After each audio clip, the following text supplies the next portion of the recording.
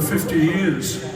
Well, I got it back. A new documentary that tells the story of Paul McCartney being reunited with his famed Hufner bass guitar more than a half-century after it was stolen is being prepared for a fall 2025 debut. The film, titled The Beatle and the Bass, focuses on a fan-launched quest to find the iconic instrument, which was returned to McCartney in late 2023 after being lost for 51 years. McCartney will appear in the movie, as will his brother Mike, Elvis Costello, longtime Beatles friend and collaborator Klaus Voormann, and others who have worked and or have been associated with Paul.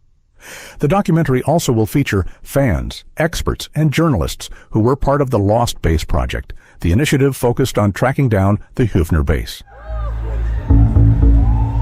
Sounds like a bass.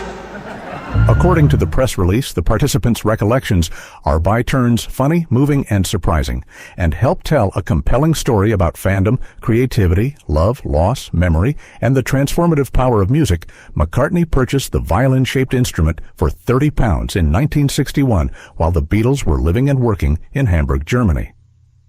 Paul used the bass throughout the Fab Four's heyday and until the early 1970s, when it went missing. "I think anything that's nicked, you want back, especially if it has sentimental value," McCartney commented in a statement. "The bass just went off into the universe and it left us thinking, where did it go? There must be an answer." The Beatle and the Bass was directed by BAFTA award-winning filmmaker Arthur Carey.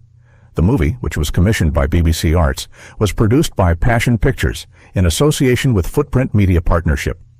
According to Variety, the doc's global distribution will be handled by Fremantle.